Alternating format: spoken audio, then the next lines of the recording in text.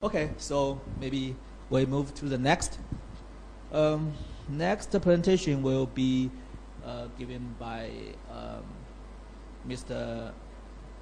Jiajun Kang. Jiajun Kang is from School of Automotive and Studies, Tongji University, Shanghai, China.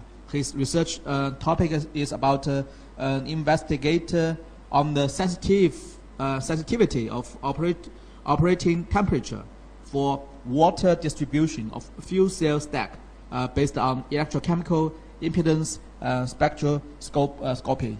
So this presentation will be given in video. So okay, so can we play the video? Good morning, everyone. It's my honor to be invited here for a presentation. The topic of my presentation today is investigated on the sensitivity of operating temperature for water distribution of fuel cell stack based on electrochemical impedance spectroscopy.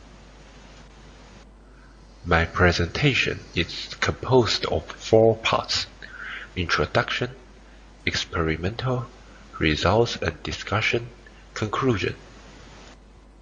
In recent years, many countries and companies have invested a lot in the development and application of various new energy technologies, trying to find sustainable energy utilization methods.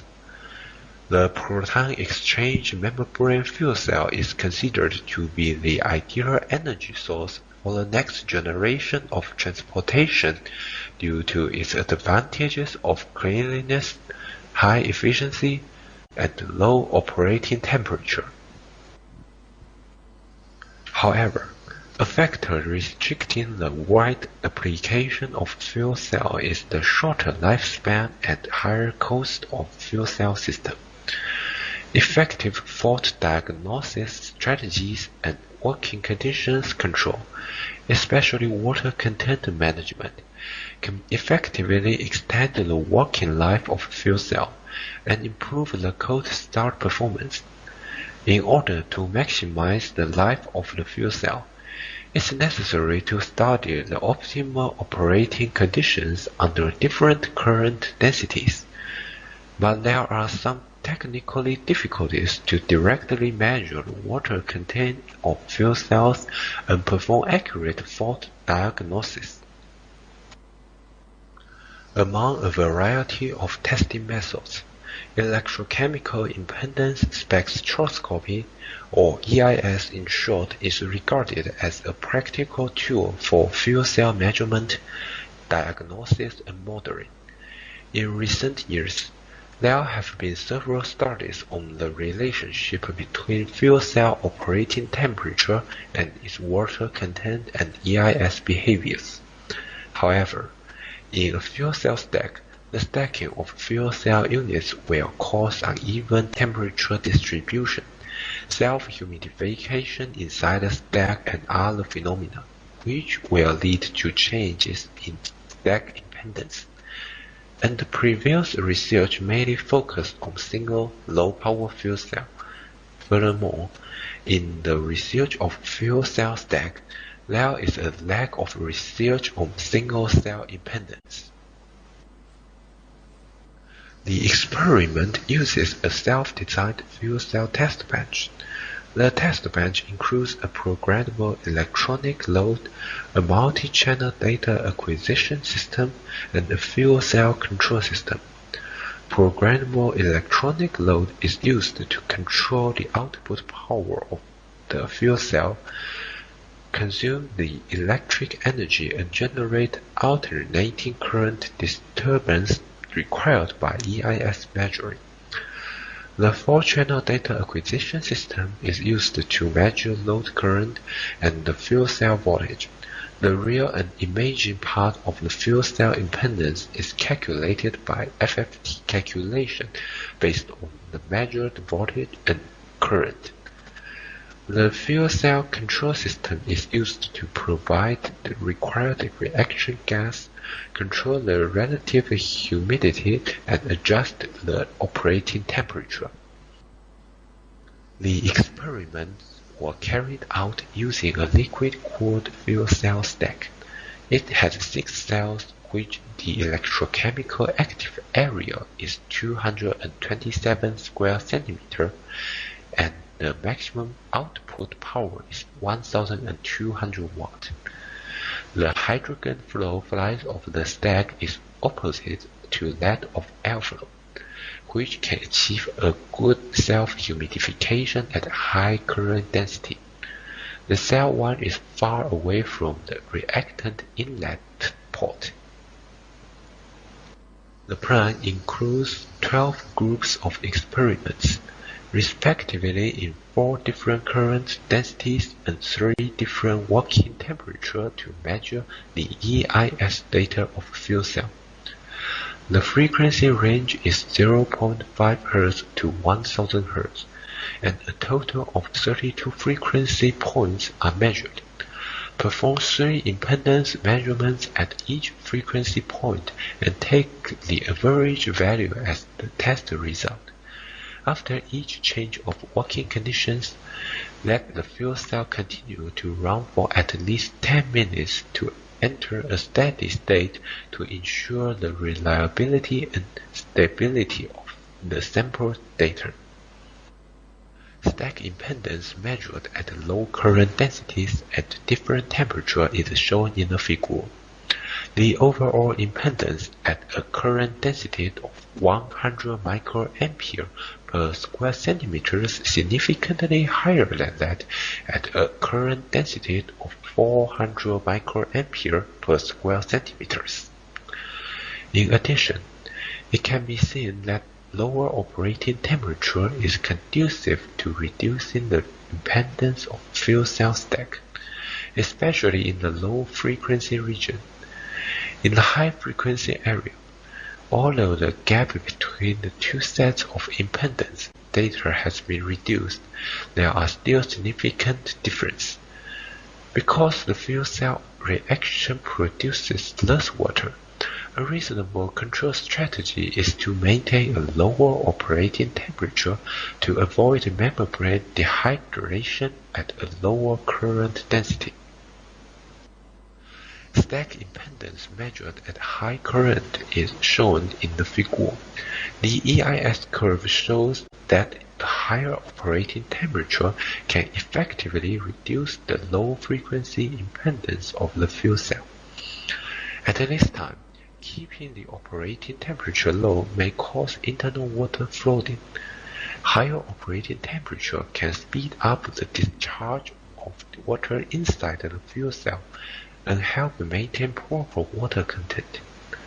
For high-frequency impedance, the effect of changing the operating temperature is not obvious. This phenomenon indicates that at high current density, fuel cell internal water content can keep at a suitable level. Cell impedance at low current density is shown in the figure. In a low frequency region, the impedance of cell 1 and 2 is always the largest, while the impedance of cell 5 and 6 are always the smallest. In the high frequency region, the impedance differences of the 3 groups of the cell is not obvious. The possible reason is that at a lower current density, the cell 5 and 6 near the gas inlet and outlet have better drainage conditions, and therefore can maintain a relative low impedance. The cell 1 and 2 are far away from the gas inlet and outlet, and the interior may be flooded due to the accumulation of excessive liquid water. However, at high current density and high operating temperature, the impedance behavior of the cells is different. Cells 3 and 4 have the smallest impedance, while cell 1 and 2 still have the largest impedance.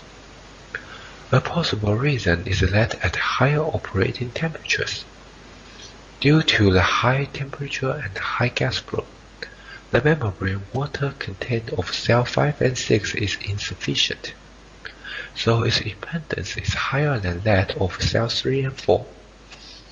At a current density of 1000 microampere per square centimeter, although the rate of water generation inside the cell is higher at this time, the factors that cause the dehydration of cell 5 and 6 dominate, so the impedance order changes happens earlier.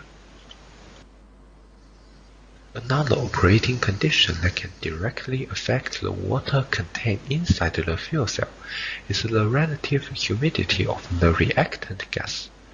Experiments are designed to compare the effect of changing relative humidity and changing operating temperature on the stack impedance.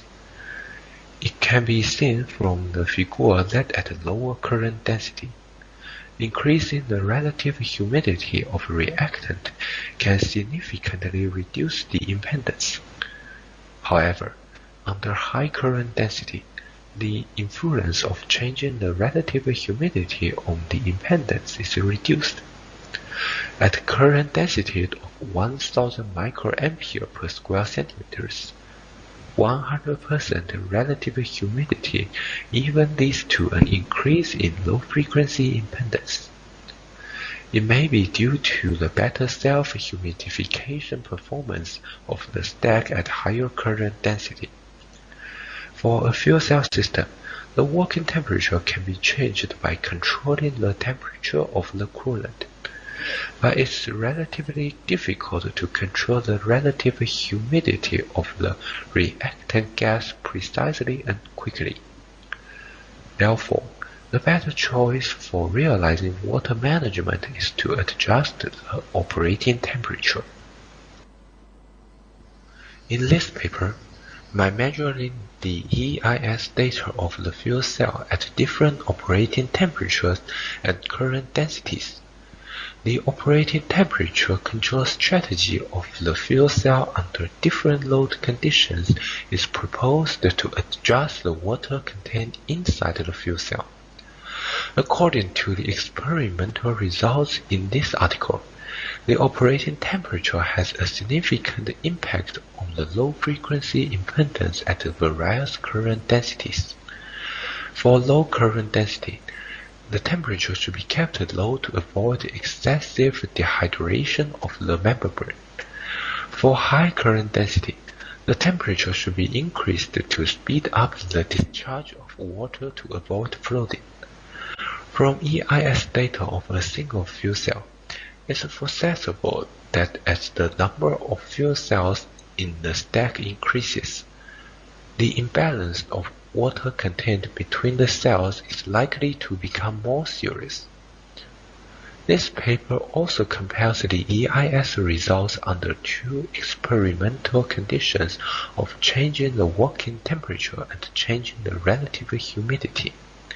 In summary, it's a relatively more feasible technical solution to achieve the water management by controlling the operating temperature of the fuel cell.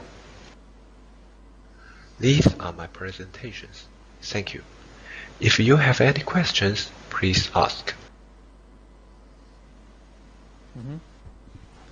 Okay, thanks for the very wonderful presentation on sensitive analysis of temperature and also the relative humidity on the performance of PEM fuel cell system. I think it's very important for the for achieve water balance inside this fuel cell, which is very important for its power capability and also for the durability. Since Professor Kang is not online, so if any of us have questions on this topic, please don't hesitate to write email or phone